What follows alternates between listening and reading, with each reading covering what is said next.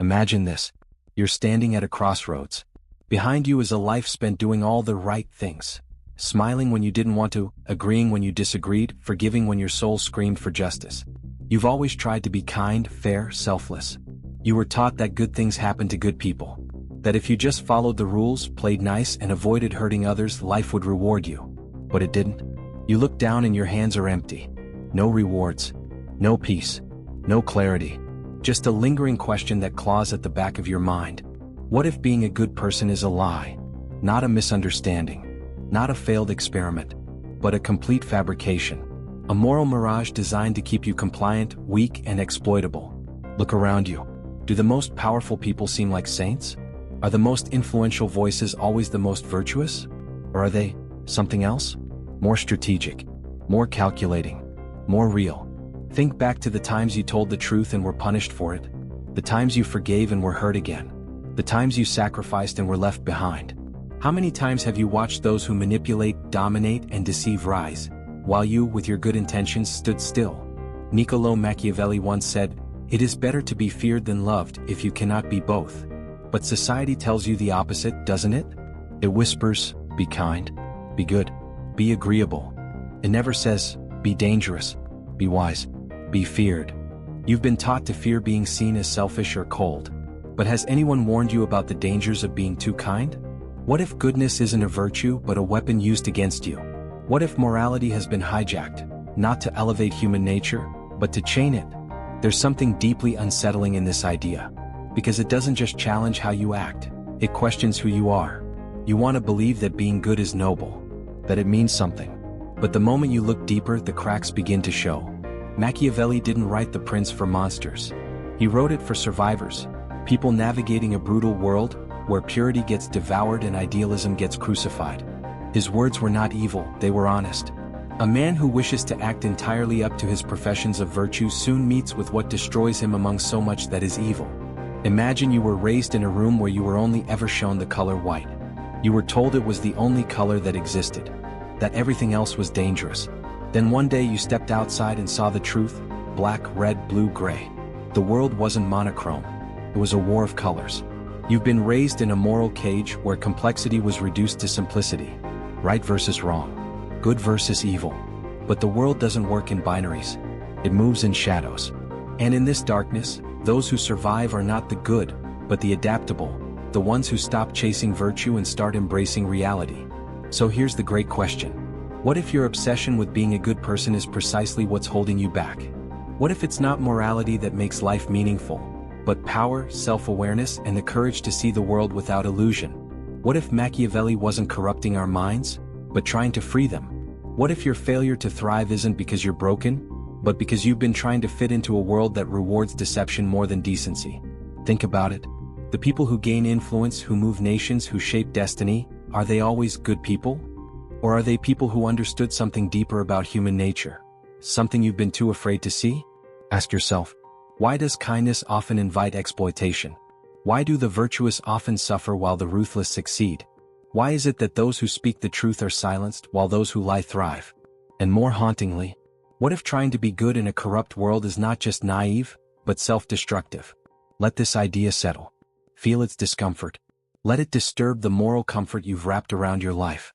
Because only by walking into this discomfort can you uncover something real, something powerful.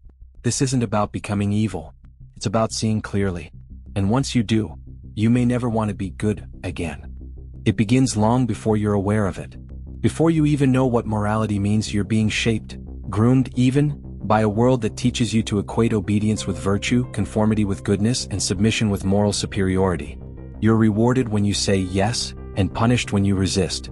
You're called a good child when you sit still and a problem when you ask uncomfortable questions. This isn't coincidence. It's conditioning. Psychologist Carl Jung once said, "The privilege of a lifetime is to become who you truly are." But what if you never get that privilege because you've been too busy trying to become what others told you was good? Here lies the hidden problem. The pursuit of being good has become a mask, a socially enforced role that suppresses your authentic nature. And the more deeply you try to embody it, the further you drift from your true self. Let's step into Jung's idea of the shadow. The shadow is everything you repress. Your ambition, your rage, your lust, your envy, your capacity for manipulation. It's not necessarily evil, it's simply what society told you to hide. And when you spend your life suppressing this part of yourself to maintain your image as a good person, you create a dangerous split within. You appear pure but you feel fragmented. You act kind but you seethe inside. You become hollow, a performance of virtue with a hidden core of resentment. Nietzsche understood this well. He warned of what he called slave morality, a morality invented by the weak to demonize the strong. In his view, traditional morality didn't arise from universal truths, but from a need to justify weakness. The powerless labeled strength as evil, to feel morally superior while remaining physically, politically, and emotionally submissive. In other words, the idea of the good person may not be a moral absolute. It might be a psychological compensation, a way for the powerless to cope with their inability to act. Now think about how many people you've seen who are nice, yet spineless, generous, yet chronically resentful, always agreeable, yet bitter beneath the surface. Their goodness is not a reflection of spiritual mastery, but of fear. Fear of rejection, fear of confrontation, fear of owning their darker truths. And here's the tragedy. Society needs them to be this way, because docile people are easy to control. Aldous Huxley painted this vision chillingly in Brave New World, a society where people are kept good through pleasure and programming. No one questions. No one rebels. They're too comfortable, too polite, too pacified. They believe they're free but they're slaves to comfort and illusion. Modern life is a softer version of that world. You are kept obedient not through violence but through moral shame. You're not told you must obey, but you must be nice. And if you aren't, if you dare to speak your mind, challenge hypocrisy, or defend yourself, you're labeled difficult, toxic, unpleasant, or arrogant. The world doesn't punish the bad. It punishes the bold. And so you retreat. You apologize. You soften your tone, lower your gaze, smile through discomfort. You bury your power so others can feel safe around you. All in the name of being good. But Viktor Frankl, the Holocaust survivor and psychiatrist, saw through this illusion. He believed that life's meaning came not from comfort or goodness, but from choosing courage in the face of suffering. He wrote, "What is to give light must endure burning. Yet you've been taught not to burn, not to disrupt, to keep everyone comfortable even at the cost of your own soul. And that's the hidden problem. Your moral framework isn't built on truth, it's built on control. It doesn't help you become whole. It helps you become manageable. What does this do to your psychology? It creates a deep internal conflict, a cognitive dissonance that gnaws at you. You tell yourself you're good, but inside you feel lost. You smile in public but rage in private. You give more than you can afford, then resent those who take. You let yourself be stepped on, then hate yourself for being weak." Arthur Schopenhauer, the great pessimist philosopher, described life as a ceaseless struggle of wills, one where morality was often used as a disguise for domination. In his eyes, even acts of selflessness often stem from hidden desires, to be liked, to feel superior, to escape guilt.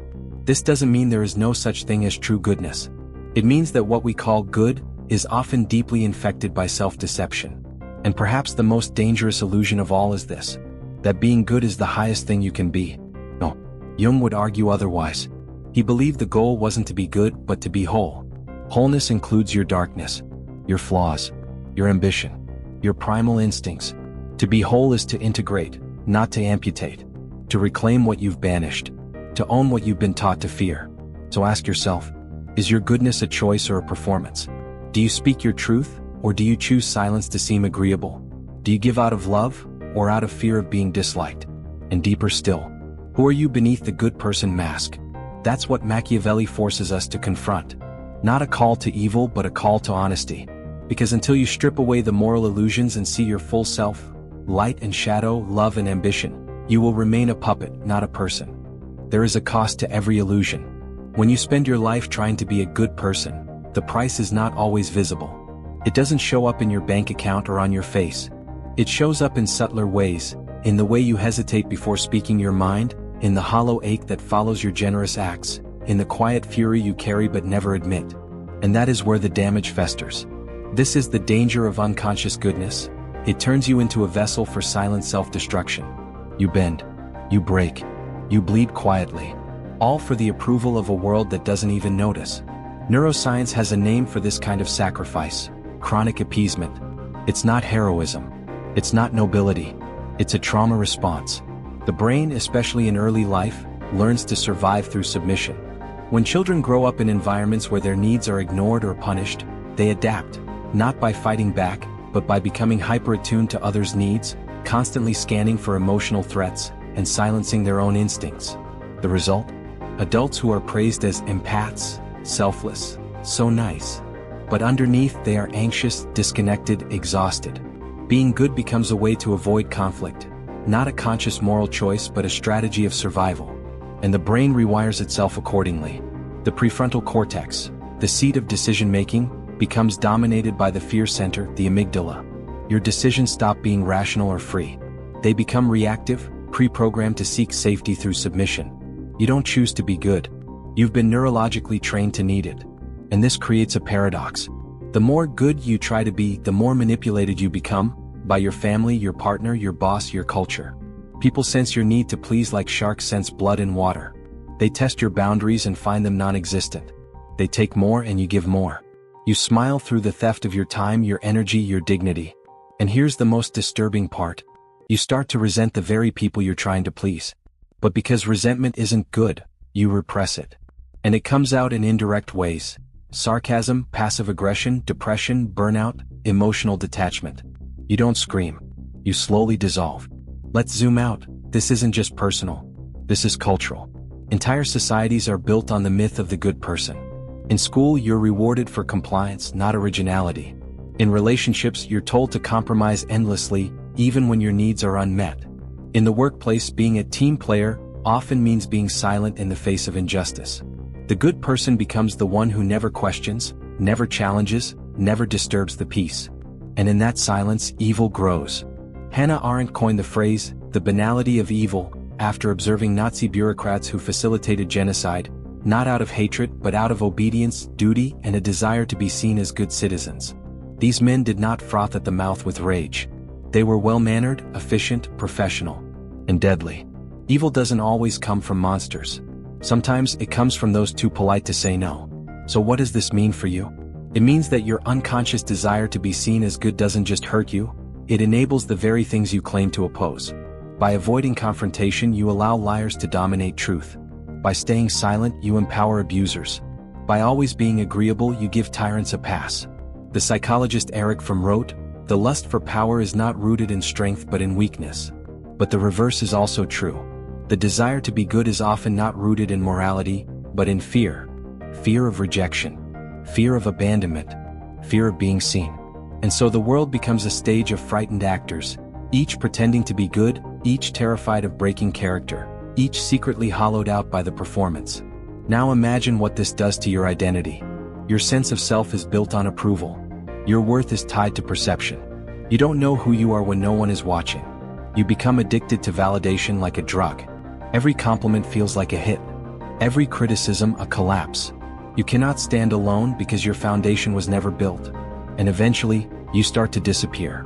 Not physically, not obviously, but spiritually. You stop taking risks. You avoid difficult conversations. You swallow your pain. You edit yourself so much that even you don't recognize what's left. And worst of all, you still fail to be good enough. Because the standards keep shifting. No matter how selfless you are, someone will find you selfish. No matter how patient you are, someone will call you cold. No matter how agreeable you are, someone will see you as fake. The truth? You cannot win the morality game. Because the game isn't designed to be won. It's designed to keep you running, controlled, distracted from your potential, disconnected from your instincts, and submissive to those who wrote the rules. So stop, pause, ask yourself, how many decisions have I made out of fear, not truth? Who am I trying to impress and why? What do I truly believe outside the noise of expectation? Because until you confront this hidden machinery, it will keep spinning, quietly, mercilessly, ruining your relationships, dulling your fire, and draining your soul. Machiavelli was not heartless. He was a realist. He saw that goodness unarmed is prey. That morality without power is impotence. That a person obsessed with being seen as good becomes predictable, malleable, vulnerable. And in that vulnerability, the truly dangerous rise. Not because they are stronger, but because you handed them the sword while trying to be righteous. You don't need permission to stop performing. You need courage. Because rebellion doesn't begin in the streets, it begins inside. It starts the moment you reject the quiet voice that whispers, "Be nice," when your boundaries are being bulldozed. The moment you stop apologizing for your truth. The moment you choose to be real over being liked. This is the rebellion Machiavelli pointed toward, not a rebellion of violence but of clarity, a refusal to be naive, a willingness to be dangerous.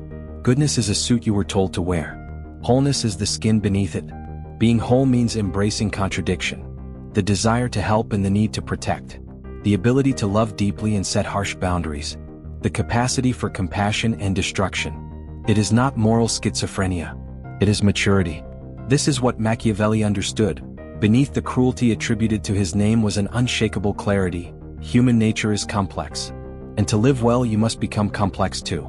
You must learn to be both lion and fox, both fire and ice, both loving and ruthless, not because you are fake, but because you are free.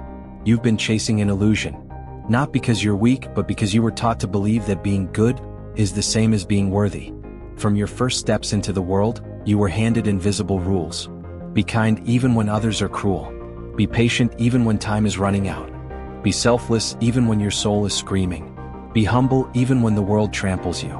And slowly, subtly, you became a ghost of your own potential. But here's the final, brutal truth. Being good is not the goal. It never was. The goal is to be whole. The goal is to become real. The goal is to die with your soul intact, not your reputation polished. So where does this leave you? Not in cynicism, but in consciousness. You are not obligated to make everyone comfortable. You are not required to keep the peace at the expense of your truth. You do not have to apologize for your ambition, your anger, or your need for solitude. You can be kind without being a doormat. You can love without losing yourself. You can help others without betraying your needs.